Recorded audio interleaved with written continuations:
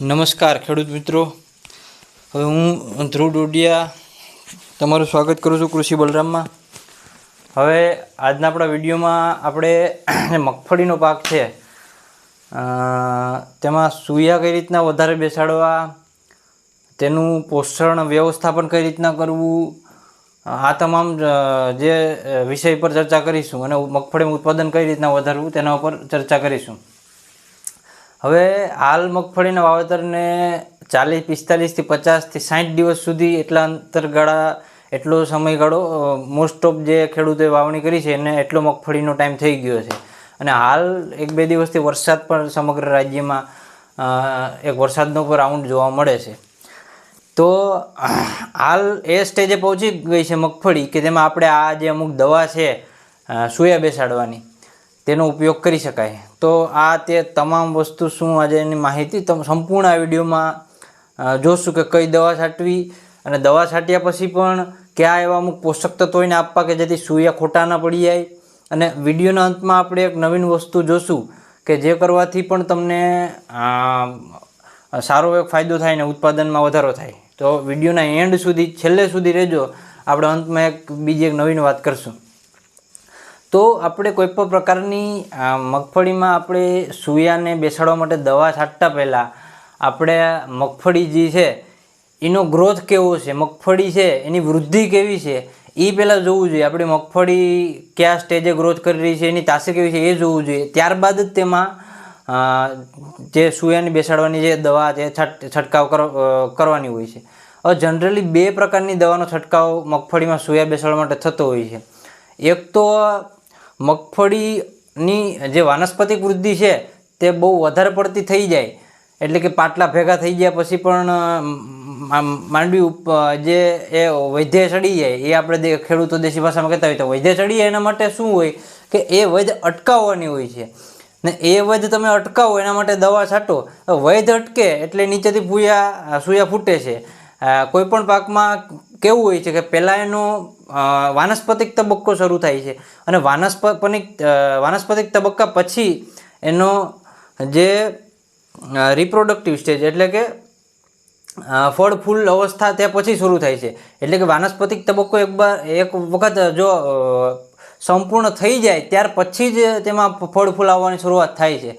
એટલે કે જો મગફળીના પાકમાં વધુ પડતો વાનસ્પતિક વૃદ્ધિ થઈ ગઈ હોય તો તમારે એને અટકાવવાની છે। તેના માટે કઈ દવા છાંટવી?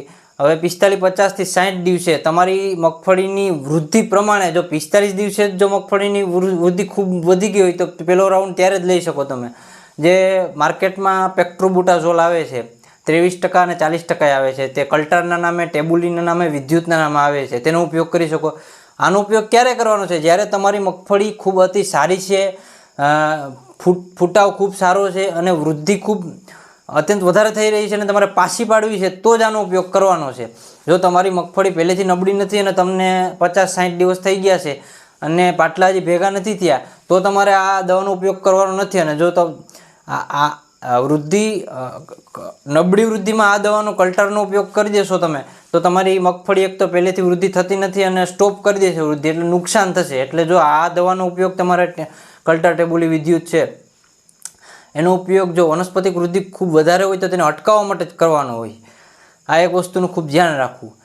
આ સિવાય શું હોય કે મગફળીની વૃદ્ધિ એટલી બધી થઈ હોતી નથી, તો મગફળીની વૃદ્ધિ એટલી બધી નથી થઈ, 45 થી 50 થી 60 દિવસની તમારી મગફળી થઈ ગઈ છે, પાટલા ભેગા નથી થયા, તો તમારે પહેલાં તેની વૃદ્ધિમાં ધ્યાન દેવાનું છે, તેની વૃદ્ધિ કરાવવાની છે। તેના માટે તમારે જો સ્પ્રે કરવા પડે, અમુક મગફળી પીળી હોય તો ફેરસ એમોનિયમ સલ્ફેટ અથવા તો તે અવસ્થામાં તમે 19-19-19નો સ્પ્રે પણ કરી શકો। જો મગફળીની વૃદ્ધિ એટલી બધી ના હોય તો વૃદ્ધિ કરાવવાની છે, બીજા કોઈ પણ ટોનિકના સ્પ્રે તમે કરી શકો। અને એ સિવાય એક હોમોબ્રાસિનો લાઇન નામનું એક ટોનિક આવે છે, ગોદરેજ કંપનીનું ડબલના નામે વેચાય છે, આનો તમે ઉપયોગ કરી શકો।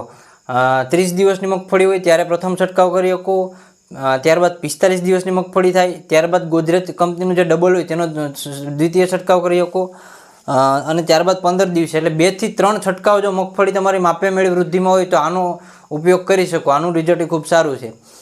જો મગફળીની વાનસ્પતિક વૃદ્ધિ ખૂબ વધારે હોય તો જ તમારે કલ્ટાટેબુલી વિદ્યુત આવા જે અમુક આપણે મગફળીમાં વાપરતા હોય તેનો ઉપયોગ કરવાનો છે. વાનસ્પતિક વૃદ્ધિ ખૂબ વધી જાય તો તમારે 45 દિવસે જો વાનસ્પતિક વૃદ્ધિ ખૂબ વધારે હોય તો પેલો છંટકાવ ત્યારે જ કરી શકો, કારણ કે મગફળીમાં ફૂલ આવવાની શરૂઆત 30 થી 40 દિવસે થઈ જાય છે. આ સિવાય એક ઇગ્નિટસ પણ આવે છે બાયરનું, તેનો ઉપયોગ પણ કરી શકો. હવે 45 દિવસે કર્યો ને તમને જો 50 થી 60 દિવસે ફરી એકવાર લાગે કે હજી એક સ્પ્રે કરવાની જરૂર છે તો ફરી એક સ્પ્રે કરી શકો. હવે પછી ત્યારબાદ આપણે ગોદરેજના ડબલની વાત કરી કે જે માપે મેળે વૃદ્ધિ હોય અને ફૂલના અવસ્થામાં આ ડબલનો ઉપયોગ કરો તો તે ફૂલને ખરતા અટકાવે છે, સોયાનું જે પ્રમાણ વધારે છે, મગફળીના પર્ણો છે તે સાઇઝ વધારે છે, સ્ટ્રેસ સામે પ્રતિરોધકતા આવે છે. હવે આપણે જ્યારે મગફળીમાં સોયાની દવાનો ઉપયોગ કરીએ છીએ ત્યારે મગફળીમાં સોયાનું પ્રમાણ ખૂબ વધી જાય છે.